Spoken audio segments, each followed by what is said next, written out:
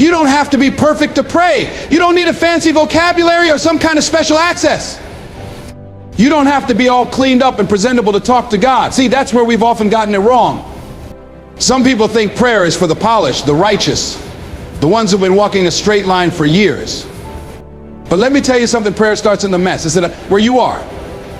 Broken, confused, doubting, scared, hurting, unsure, overwhelmed. That's the version of you God wants to hear from. There's power in coming to God as you are. You don't need to put on a show. You don't have to act like you've got it all together when you're falling apart inside. He already knows. He knows the thoughts you're wrestling with. He knows the tears you cry in silence. He knows the battles you're facing behind the smile. And he's not waiting for you to clean yourself up before he's just waiting for you to show up. Too many of us hesitate to pray because we think we need to say the right things. We think there's some formula, some magical combination of words that gets God's attention. But God isn't impressed by rehearsed lines or religious performance. He's drawn to realists, to humility, to honesty. Think about it like this. If your child came to you crying, confused, or even angry, you wouldn't push them away because they didn't say the right words. You'd draw them in closer because of how they felt. It's the same with God. When we come to him raw and unfiltered, he leans in. That's why the most powerful prayers you'll ever pray might sound like, God, I don't even know what to say right now. Or God, I'm angry. Or God, I'm tired. I'm scared. I don't get it. That's prayer. That's connection. It's not about perfect language. It's about presence. It's about surrender. It's about saying, God, this is me right now and I need you. You don't need to wait for Sunday morning.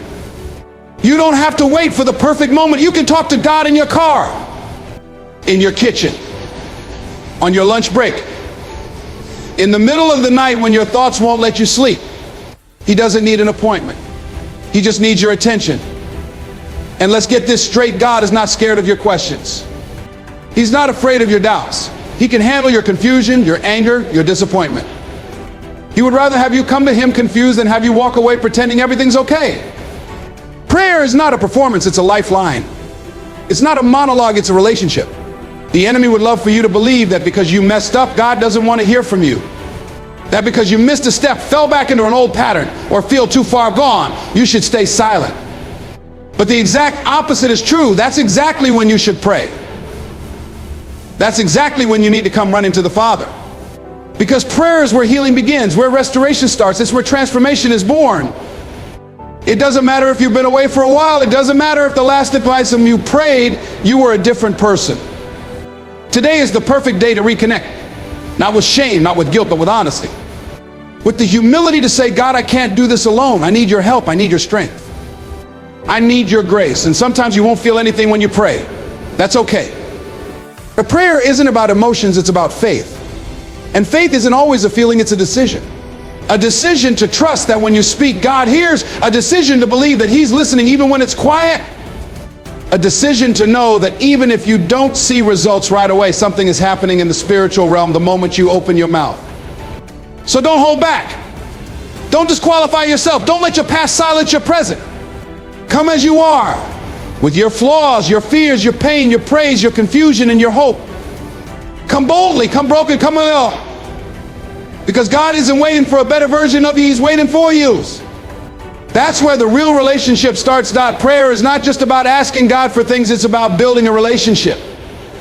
It's not a wish list. It's not a transaction. It's not, God, if you do this for me, I'll do that for you. That's not what real connection looks like. Real connection, real relationship starts when we stop trying to impress God and start trying to know him. When we shift our focus from what we can get to who he is, everything changes. See, if prayer is only something we do when we need something, then we're missing the heart of it. Imagine a relationship where the only time someone calls you is when they want something. They never check in just to talk. Never sit down just to spend time. Never ask how you're doing or tell you what's on their heart. That kind of relationship doesn't last. And it certainly doesn't grow. But many people treat God that way. They only show up in crisis. They only pray when things are falling apart. They only talk to him when they need a miracle. But what if I told you that God longs for more than that? What if I told you that he wants to walk with you, not just rescue you? What if he wants to be a part of your everyday life, the moments you think are too small to matter? See, God isn't just the God of emergencies. He's the God of moments, the God of moments, the God of quiet. The God of mornings when you don't feel like getting out of bed, at nights when your mind is racing. He's not distant. And he's not waiting on the sidelines. He's present, he's near. And he wants relationship, not rituals. That's why prayer doesn't need to be complicated. It's not about saying the right words, it's about saying real words. You can talk to God like you talk to a friend because he is a friend. He's a father. He's someone who cares about every detail of your life. So if you're celebrating, talk to him about it. If you're hurting, bring that to him. If you're unsure, ask him for clarity. If you're grateful, tell him. The point is include him because he wants to be included. One of the most powerful shifts in your spiritual life happens when prayer becomes less about doing and more about being. Being still, being honest, being present, just being with God. You don't always have to be asking. Sometimes the most powerful prayer you can pray is silence. Just sitting in his presence, letting him speak to your heart. Letting him comfort you. Letting him remind you who you are. That's what relationship looks like. And the more time you spend in prayer, the more sensitive you become to his voice. You start recognizing when he's speaking. You start seeing his hand in places you never noticed before. You begin to realize that God isn't just found in the big moments, he's found in the everyday. In the peace that fills you when you should be anxious. In the strength that rises up when you feel weak. In the quiet reassurance that you're not alone, even when it feels like no one else understands. That's what prayer builds. That's the relationship it creates. But let's be honest, relationships take time. They take consistency. They take effort. And the same is true with God. If you want a deep relationship, you've got to show up. Not just once a week, not just when you're desperate, but regularly, daily, consistently. Not out of obligation, but out of desire. And if you don't feel that desire yet, that's okay. Start where you are. Ask God to stir it in you. He'll meet you there. Don't let shame keep you from prayer. Don't let guilt tell you that you've been gone too long. Don't let fear convince you that God is disappointed in you. No matter how long it's been, he's ready to pick up right where you left off. That's what grace looks like. That's what love does. And the more you talk to him, the more you'll realize he was never far away. He was always right there waiting, listening, loving. So don't let anything hold you back from prayer. Don't let religion make it robotic. Don't let fear make it formal. Make it real. Make it raw. Make it personal. Because when you do, when prayer becomes more about the relationship and less about the request, you won't just talk to God, you'll start walking with him. And that's where everything begins to change. So many people feel like they have to be in a certain place or in a certain condition to pray. Like prayer is something reserved for the holy, the perfect, the polished. As if you've got to get everything together. Clean up your life and walk in the right way before God will even listen to you. But let me tell you something that will free you. God doesn't require perfection for connection. He never asked you to be spotless before you spoke to him. He asked you to come. Come as you are. Broken, confused, frustrated, doubting, hurting, come as you are. God doesn't need the fake version of you. He doesn't want the version you dress up to show to others. He wants the real you, the honest you, the struggling you, the tired you. Because where real intimacy begins not in performance, but in vulnerability. Real prayer is not a show. It's not a script. It's not about saying all the right things in the right order. It's about pouring your heart out to a God who already knows it all anyway and still loves you completely. When you understand that, everything shifts. You stop avoiding prayer because of guilt. You stop hiding from God because of shame. And you start realizing that prayer is the safest place to be honest. God isn't shocked by your anger. He's not offended by your questions. He doesn't turn away when you cry out in doubt. He leans in. He says, talk to me about it. Let Maine walk you through it. And when you bring the raw, unfiltered truth of what you're dealing with to he meets you right there in the middle of it. That's what makes prayer powerful. Not the eloquence, not the volume, not the length. The power of prayer is in the honesty.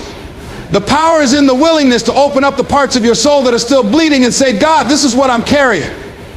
This is where I'm at. And here's what's beautiful. God doesn't respond with condemnation. He responds with compassion. He doesn't pile on more weight. He lifts it. He doesn't scold you for being weak. He strengthens you in it. That's the kind of God we serve.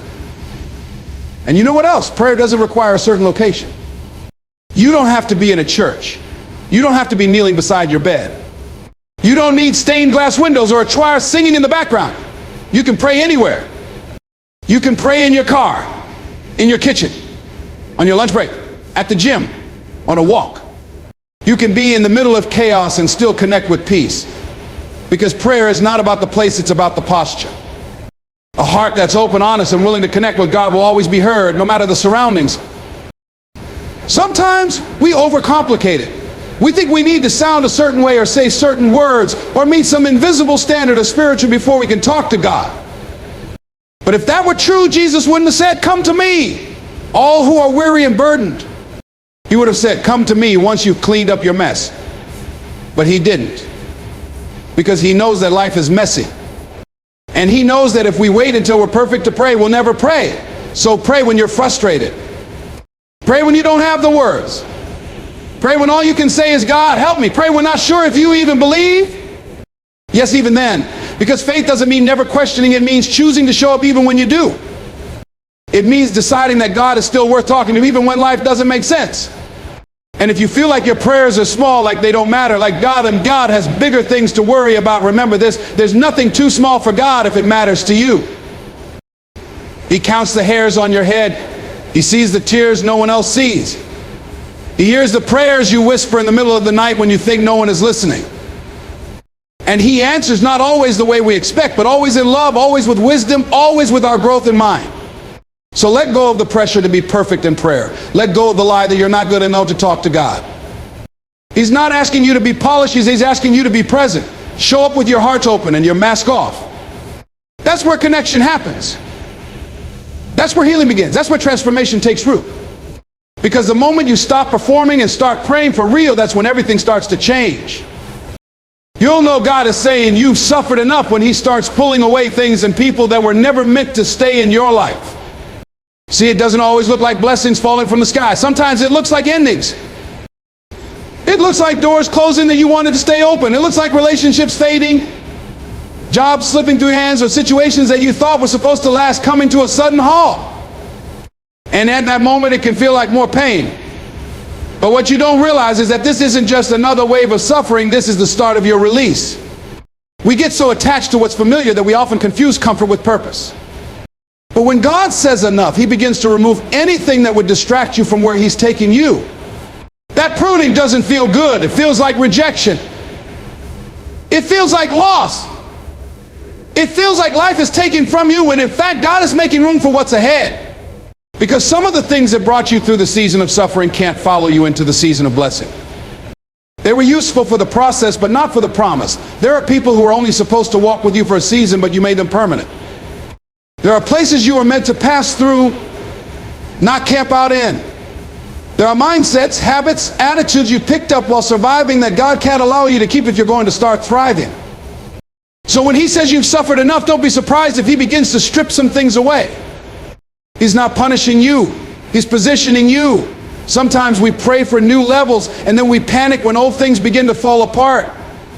But let me tell you, if something exits your life right as you start feeling that inner shift, that peace that doesn't make sense, that hope that keeps coming back is not a coincidence. That's divine timing. That's alignment. That's God saying, you don't need that where you're going. And it may hurt now, but if you try to hold on to something God is removing, it will cost you your next chapter. Don't fight to keep what God is trying to free you from. You see, when you've carried pain for so long, sometimes you don't even realize how much of your identity has been shaped by the things you've endured. You start to believe your struggle is who you are. But when God says that's enough, he also starts to redefine you. You are not the broken version of yourself that pain introduced. You are not the wounded, insecure, doubtful person that suffering whispered into your spirit. You are a child of the living God. And when he starts removing things, he's also revealing the real you underneath the debris of all you went through. That's why some people will walk away and not even give you an explanation. That's why some opportunities will fall through, even though you are more than qualified. It's why you'll outgrow some spaces that used to feel like home. Don't chase it. Don't beg for it. Let it go. Because what's leaving is not being stolen from you, it's being pruned for you. And what's coming is so much bigger than what's being taken. God is wise enough to know what you don't see.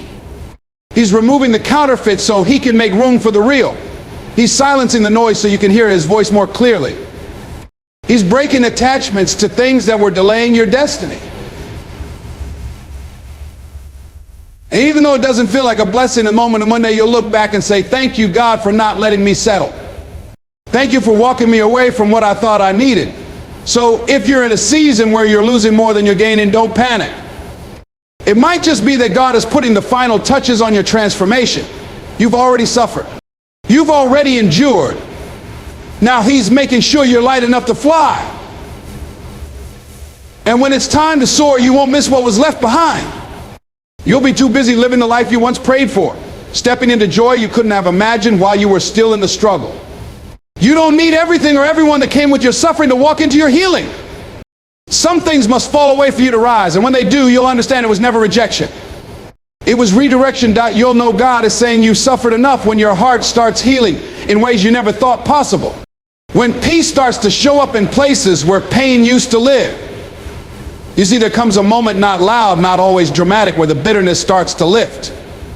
Where the sting of what you went through doesn't hit the same way, where you find yourself smiling again, not because everything is perfect, but because you're finally free on the inside. That's God. That's His quiet, powerful way of whispering, you've suffered enough. Sometimes healing doesn't come wrapped in miracles or big emotional moments. Sometimes it's subtle. You wake up one day and realize you didn't cry last night. You see a picture of someone who hurt you, and it doesn't reopen a wound. You find yourself thinking about your future more than your past. You start dreaming again. You begin hoping again. You start trusting again, not because people earned it, but because God has restored something in you that people couldn't touch. That's when you know. That's when it's clear. God has stepped into the broken places and begun to stitch them back together. Not with the threat of denial or forgetting, but with strength, with grace, with wisdom. And suddenly what used to control you can't shake you anymore. What used to break you doesn't move you the same way. You've grown. You've changed. You've healed. And no, the scars don't disappear, but they stop bleeding. They become reminders of how far God has brought you, not signs of how so much you were hurt. There's power in that kind of healing. Not the kind that erases the past, but the kind that teaches you how to carry it differently. You no longer carry it as a weight. You carry it as wisdom. And that's when the enemy gets nervous, when you've been through hell and came out wiser, softer, more focused, more grounded in who you are and who God has called you to be. And let me tell you something, healing is a spiritual milestone. It's not just emotional. It's divine. Because only God can take the shattered pieces of your story and turn them into something whole again. Only God can reach into the deep recesses of your soul where people couldn't reach, where therapy couldn't fully reach, where time alone couldn't reach. Only God can go there and bring you back with joy. Healing doesn't mean you forget what you went through. It just means it doesn't define you anymore. It means the trauma no longer dictates your decisions. The fear no longer runs your relationships. The shame no longer muzzles your voice. You're not walking around pretending you're okay. You're actually becoming okay. And that's a testimony in itself. That's evidence that heaven has moved on your behalf. And don't let anyone minimize that. Don't let anybody make you feel like you need to be in pain to be real. No, there's a strength in peace. There's a victory in calm. There's a triumph in being able to sit in stillness without being haunted by yesterday. Some people won't understand it because they're still bleeding. And that's okay. You're not judging them, you're just living proof that healing is possible. That God really does restore. That there is an after this kind of joy. You might still walk with a limp. You might still have moments where the memory tugs at your spirit. But even then, the difference is now you know you're not alone in it. Now you know you've been carried through. And when that awareness settles in your heart, when you really know God has seen your suffering and said, that's enough, a peace begins to flood and that no circumstance can take away. So if you feel that shift, lean into it. Don't sabotage your healing by going back to what broke you. Don't reopen doors God has closed. Don't entertain conversations with people who only remind you of your pain. Protect your healing like it's sacred, because it is. God didn't bring you this far just for you to circle the same mountain. He's brought you here so you can walk forward free. The journey wasn't easy. The tears were real. But so is the healing. So is the breakthrough. And now you've stepped into a place where peace has finally found you and it's not leaving. That's how you know God has declared the suffering season is over. Doc, when God says you've suffered enough, something incredible begins to happen. You start to see a new version of yourself emerge. You look in the mirror And for the first time in a long time, you don't just see pain staring back at you. You don't just see what you've lost or what went wrong or what hurt you. You begin to see who you become through it all. And let me tell you something, that version of you, that version is strong, seasoned, and spiritually grounded. That version has survived storms, walked through fire, and came out not smelling like smoke. That version of you is the one God was preparing all along. See, when you've suffered long enough, God doesn't just rescue you from it, He refines you through it. There's a strength you carry now, a wisdom, a calmness. You don't react the way you used to. You don't panic the way you once did. Life might still throw things at you, but now you know how to stand. Now you know how to pray. Now you know how to trust Him even when the path isn't clear. Because through all that suffering, you learn how to walk by faith and not by sight. You didn't just come out of the storm, you grew in it. You got some clarity in it. You learned how to fight battles that nobody even knew you were facing. You learned how to encourage yourself when no one else was checking on you. You found peace in silence. You discovered that God's voice was never absent. It was just waiting for you to be still enough to hear it. And now here you are different. Not perfect, but purposeful. Not broken, but built. You've changed. And that change didn't come easy. It came through nights when you cried yourself to sleep. It came through days when you wanted to give up. It came through moments where you questioned everything. But through it all, you didn't just survive.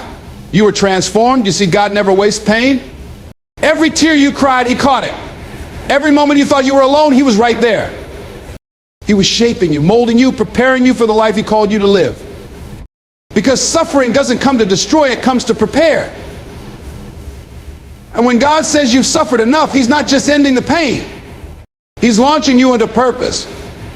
This new version of you, this refined, strengthened, wiser version, it doesn't chase after things that are beneath your worth anymore.